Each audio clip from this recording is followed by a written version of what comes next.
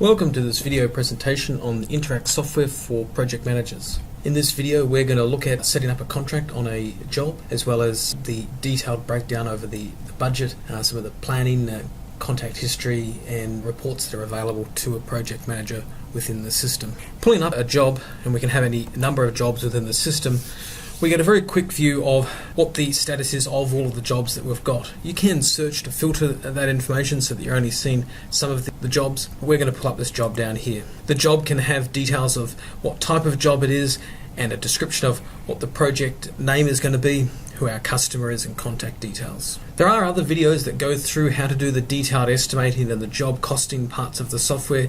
This video is going to look at the other parts of a job. When we win a job, it gives us the option to be able to set up a contract reference number, and a contract amount. That contract can be broken down over the job into the different phases or stages of the job. The phases are normally linked back to costs areas of the job and requires an extra module to be able to use. The stages allows us to link back to an area of the job that might closely resemble how the client wishes to see their invoice broken down. Underneath this contract setup screen, we can go through to the contract details, break down the contract by phase, and we can see each of these different sections of the job, such as the fabrication section of the job, can also have a breakdown of how much it's going to be for the contract for that. While we're on this screen, we can see this phase summary here, which is giving us an idea of the different sections of the job, what the contract sums for those sections are, budgeted costs that we've got, actual costs, budgeted sell prices, and we can drill down into this to get more information. So if we wanted to go into this main phase section of the job, we can see that we originally expected $12,000 worth of costs. Actual costs to date are $2,200, and that we're $10,000 short on our budget. We've got a 71% margin on there, and we've done 17% of the job. Further down into this, if we're wanting to get into more detail, we can get into what materials are going to be required on this job. Pulling up those materials, we can see what the quantities are, what the expected costs are, what the actual values are that have come through. We can also go back through to do variations to that, or to have a look at where the cost transactions have come through from to see where these actuals might be if we've got some actuals. When we're in a job that we've won, we've got a job tracking screen which gives us a lot of key information about what's happening on that job. It shows us dates of when we first entered the job, when we've quoted it, when we've won it, when it's been estimated or budgeted, and when invoices have been raised. Underneath this screen, we've also got a project management screen which shows us the different phases of the job with their descriptions, how many days from when the project starts to when this phase is going to begin, which gives us the estimated start days, the day's duration from when we would start that phase to when it would finish, to give us the completion dates for each of the different sections of our work. We can come through, and if we have a situation where we're wanting to have additional rain days, so now there's been 8 rain days that we've lost work on, when we come back into here, we can see that it's then recalculated out that completion date of each of those different tasks. You can also, if you need to, come into here and modify the number of days duration or the number of days from start, or put in other notes. We've got underneath here a daily job log as well, and this job log is going to give us information about anything that's happened on the job. So we can see when we've had quotes, invoices, contact history, variations, and it gives us the values for all those as well in here in a very quick summary screen. Under the screen as well, we've got the ability to store information about what's happening on the site. This information that gets stored underneath the customer file and underneath that particular site's details, so that if we've got future work there, it can store the information about what the classification of the building is, how many stories it is, whether we've got power, security measures. And underneath here you also have the option to be able to break down a scope of works, whether we've got internal or external works, what section of the job it would be. So if we come through to the procurement phase here, we can see details in here of JSAs, job safety analysis files that are related to this as well, and who's going to be involved with each of these different sections of work. We've also got an order of work where we can put in stages of work, trades required, risk assessments that we might have on the sites. So we can also have a task checklist underneath the job. The task checklist can be pulled through from a default list that you set up in the software for all jobs, but then you can add in other tasks that might just be specific to this job. The tasks can be assigned to specific employees, can have their own individual statuses, expected start and finish dates.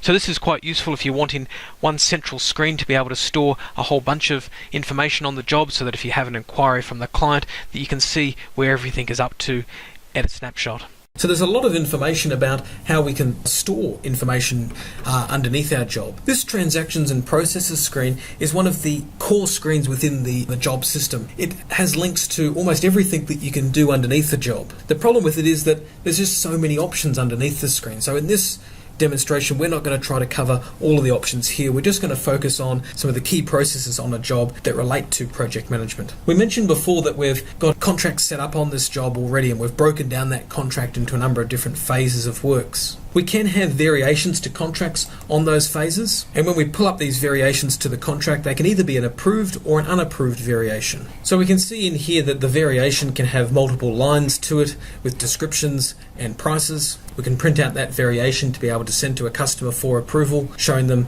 what the contract sum was, previously approved variations, what the currently adjusted contract sum, and what it will be after we approve this variation. If we're wanting to be able to see details of where the job is at, we do have the financial summary screen, which has got a central repository of all of the data that's happening on this job, showing us the budgeted costs originally, any variations that we have, forecast cost, budgets, cell revisions, actual costs to date, work in progress balances, invoices raised, etc. If we're wanting to be able to send a document to a client to show them how things are going on a job, if we pull up one of the existing invoices in the software, we do have an invoice reconciliation here, and so we can send this to a client to show them the original contract sum, the approved variations, any adjusted contract sum, invoices to date, work still to be completed, outstanding invoice amounts, retentions being held, and what's outstanding and due, less those retentions. With our invoices as well, it can be printed in a landscape format where we can see here the contract sum with those variations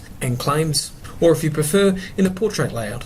We've also got the option to be able to attach images to a invoice or claim, and then to be able to send those to the customer as well, referencing the job in the invoice number so that they know what we're up to. The system allows us to be able to set up job safety analysis files as well to be able to send out to the site. Now we can either create a job safety analysis file from within the software that shows here qualifications we need, legislative requirements and PPE equipment, hazards that we might have on that site, and at the end an area where we can put in a sign off of who's read and agreed to that JSA. If we're not wanting to follow the InterAcct safe work method statement, we can also attach documents from third-party sources, whether they're from Word documents or in this case a PDF with the same sort of information. They can be logged against the job, as well as details of which personnel have read and understood those requirements. We can also have very simplified notes about the job with dates and any other information we can copy and paste from other sources into here. We can send out standard letters from within the software to our customers, job-specific letters where we can pull through information about delays, etc., to store them specifically just relating to that one job. We can have contact history in the job, who we've spoken to, when we spoke to them, when we need to follow them up next, what we discussed, what needs to be discussed next time. This information here doesn't just store underneath the job, but also links back to our customer file, so that if we're looking at our client, we can come into the contact history and see all the notes of every time we've done anything for them. Those notes also update through to our employee diary alerts, and we can see in here all the notes of what work we need to do and when we need to do it. It can also send information in here about things such as, this job's gone over its budget, and then we can link back through to that job to see the details about what's happening on that job and why it's gone over it. We've got an alert system in here as well, where we can put in notes about incidents that may have happened on that particular site. So this is a note to Darren from George to say that the steel section during manufacturing was damaged by the forklift. We've got a memo attached to that note with details about what happened. We can also schedule work within the system, and we can, underneath this work scheduler, schedule in a start date and a completion date for a particular employee on a particular task underneath that job. If we don't want to schedule things in that way, there's also an individual appointment scheduler where we can put in individual people's names, specific dates, and what particular tasks they're going to be working, and what hours they are expected to be on site as well. If we're wanting to make a whole bunch of appointments in the software, we've got the option to be able to, underneath this area here, replicate entries. So we might say, look, we're going to replicate for this employee for every day from this date through to this date, Mondays through to Fridays, excluding Saturdays, Sundays and public holidays. This will then go off and create appointments for this employee on every one of those days that's in between those dates, so that we can then see that in the visual scheduler or within our other details within our software. We've also got a document register where we can store documents that have been put to this job, and they could be pictures, PDFs, videos, technical specifications. It doesn't matter what type of file it is, the system allows you to store a shortcut link to that file. By clicking on this, it can open up that file for us.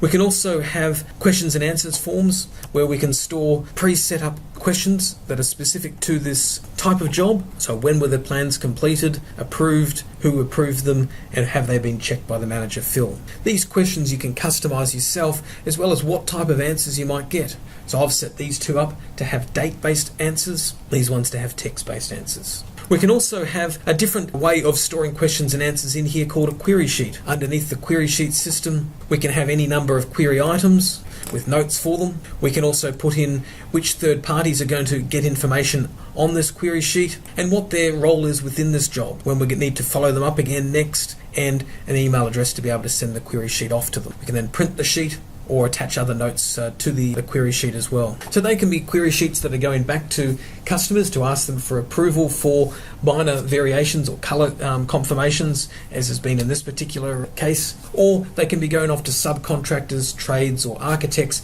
to get understanding of what's happening on site. That information can obviously be stored under the contact history as well of who we spoke to and when we spoke to them, but the query sheets then at least has a central area with reference numbers attached to it to be able to see what's happening on those queries. As we're using the software, the other parties that are involved with this job automatically updates so that we can see in here what other people are doing work on this job, the last date that they did work, any other comments that we might have on them. We can also have revenue write-offs on a job where we might have a situation where an expected sell value may need to be decreased. In this case, there's been damage to the work site and we wish to compensate the customer. We can store information about bank guarantees, whether they're first or second guarantees, when they're set to expire, whether they're active or have already been returned. If we have a job that's potentially closed off and billed and we get some late costs on it and we're wanting to make some notes on that, we can store information underneath here.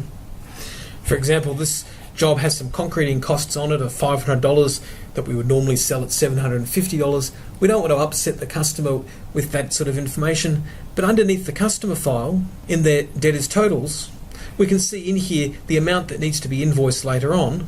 And then underneath this to be invoiced, we can see underneath here which costs have gone to jobs that haven't been invoiced out in the past. It tells us even which job it related to. We can link back and go and see what those costs are. There are also other areas within the job that we can create some very simple tools to help project managers. We cover these in some of the other videos, but it's nice to be able to see quickly what type of information we can create from the system very quickly. In this job here, we've got a whole bunch of material items that need to be purchased that are in the initial budget. We're not holding stock for the job, so we just need to get those items in.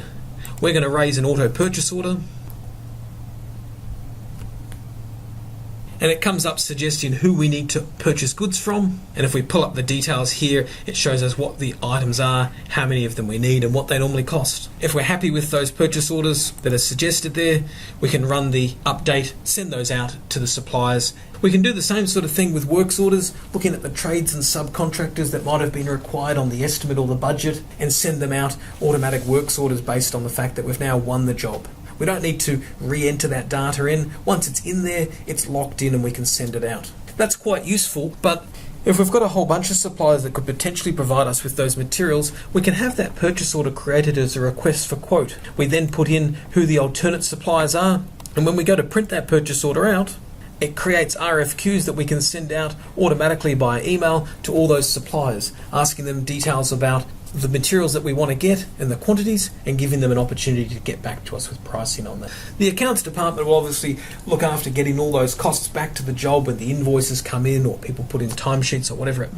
might be for this particular project. But there is a lot of other information about the system as to where we can store information on those costs. So this job has some costs to it, we can come into the cost ledger here and see the details of those costs, which part of the job they relate to, reference numbers, and we can link back from those to either the timesheet that relates to, or a creditor's invoice that's been entered into the system relating to that job. We can see that same sort of information also underneath the product items when we're looking at the budget for them.